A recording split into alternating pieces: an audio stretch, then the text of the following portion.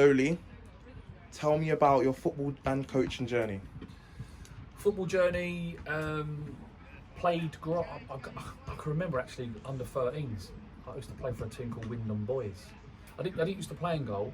I used to play right back, and then obviously as I got a little bit older, I got selected. Like, I was always in the school teams. I used to always play centre forward because I used to love to score a goal, and I used to really be able to kick a ball well. So, and then I got to sort of 15, and I used to play a little bit in goal for fun, and then I got selected to play in goal for South London, which is like, you know, like for the borough and stuff, which is great.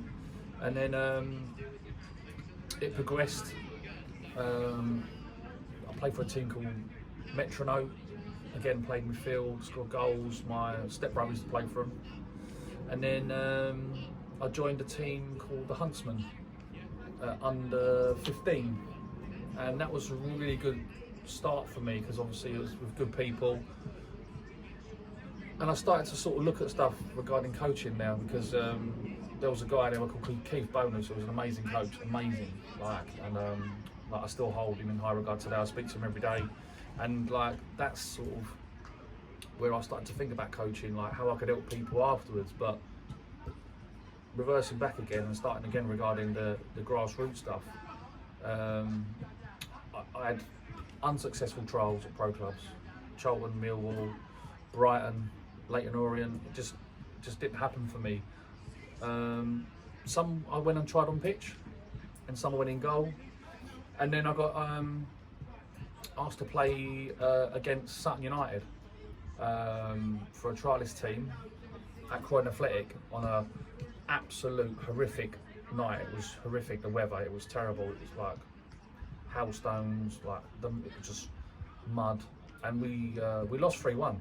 But I played really well, and then I got asked to sign for Sutton United. So I was there 5 years and played like non-league, played reserves. They had a team. They had like a league called the Capital League and Suburban League at the time. So Capital League, you'd play against like Barnet, Chelsea. Like it was really good. So and that was my sort of start from sort of junior level grassroots coming into non-league football, if you like, and that my journey from non-league.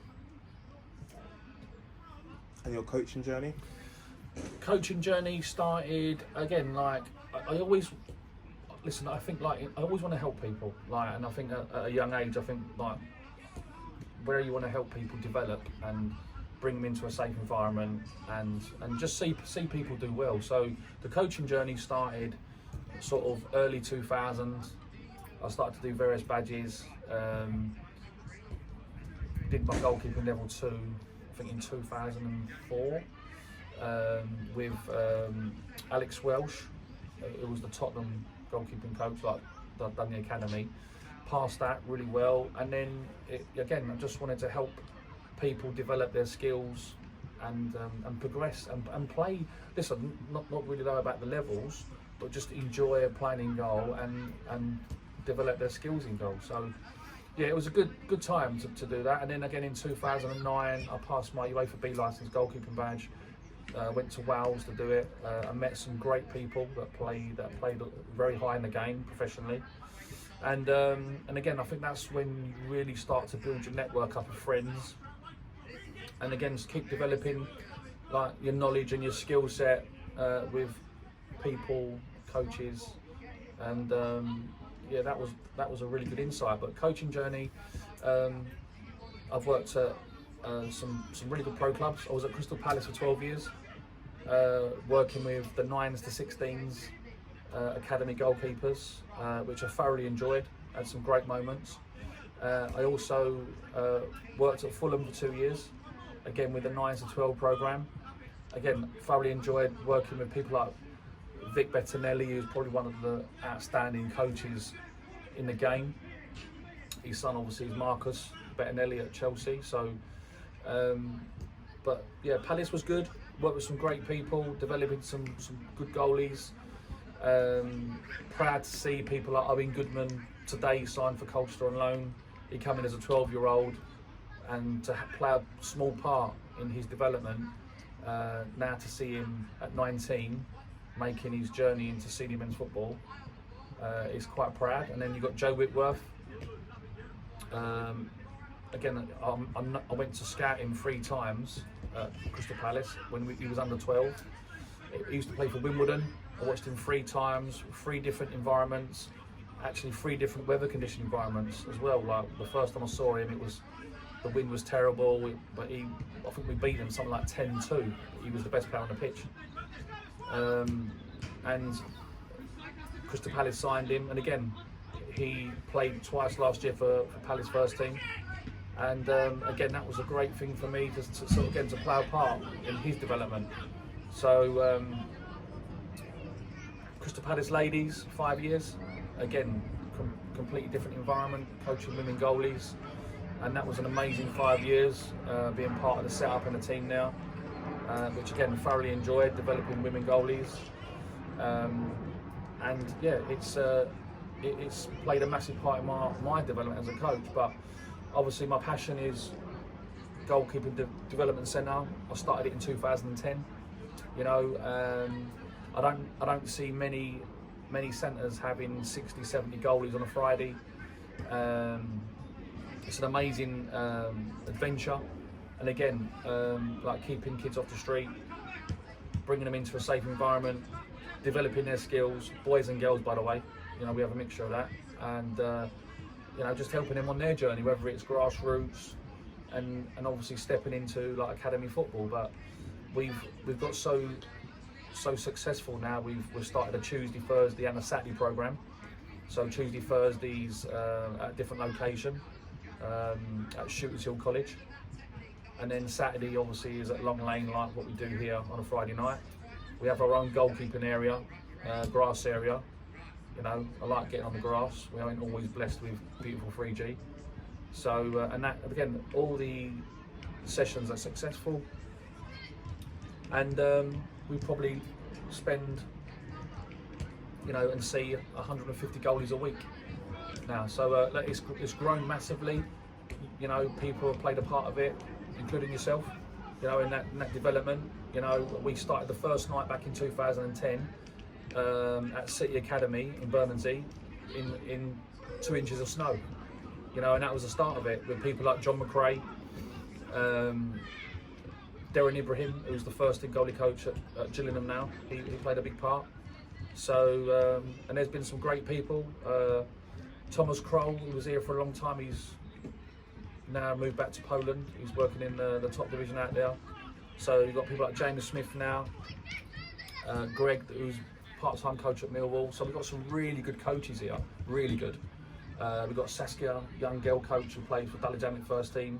So we've got some amazing people just trying to give something back to the community of goalkeeping and helping them develop and, you know, be like their heroes, if you like, on a Saturday, what they see on the pitch.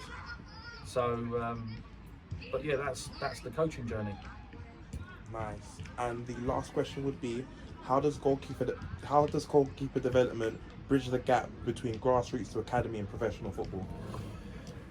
That's a big statement, because the differences between grassroots, you know, we're talking like, you know, from say D League upwards to A Leagues, right? And then you're looking at Kent Youth Football, Tandridge, like all these different leagues, and then you're looking at, then the next step is academy, you know, and the levels it is a big difference, you know. For me, detail, right, is massive, and as I said, it's you get to see a few excellent goalies that think, you know, you put them in a different environment. How do they progress in that environment, working with better players and better coaches? So we've had lots of success stories here that people have gone on, like the list is endless, to go and play for an academy and being a part of a professional setup.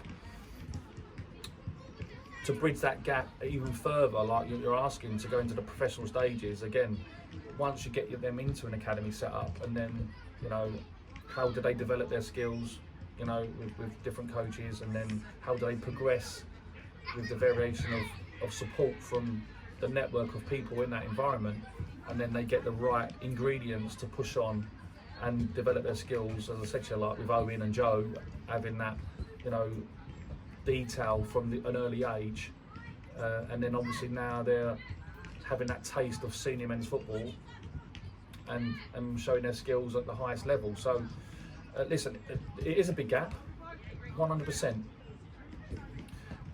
The position it's played is probably the most important position on the pitch, and the success rate, you know, is about 1% from developing through grassroots into that professional game. And it's a really tough environment to be in. Like academies, you know, are hard to get into. You know, sometimes people go through playing football and they don't even get noticed, and you're thinking like, how the hell is that kid not part of a pro club? So it is. Listen, it is tough. You know, and it's also tough for the parents because you've got that demand of the kid need to get there Tuesday, Thursday, Friday, Saturdays, you know, play Sunday. So there's a demand on the parents as well, and that's the other thing. So once you're in there, it's great. You know, when you're not in there, you got kids that are going, oh, I want to get into an academy, and you know, am I good enough? Am I tall enough? You know, that question gets quite a lot of attention about being height. So, but listen, have your dreams. Like in life, all the kids that come here, I want to be a professional goalkeeper. You've got to have those dreams and those aspirations to do it. You've got to want to do it. You know, like tonight, it's raining. You know, you see the characters that come out and want to train in the rain because we play in the rain. So, yeah, listen, we'll do our best to encourage the kids, to help them on their way, to develop their skills, to help them, you know, be good people on and off the pitch. Make sure their rooms are tidy, you know, things like that, you know, little things. But as I said to you, like trying to get them to be the next, you know, top flight goalkeeper in division isn't going to be easy.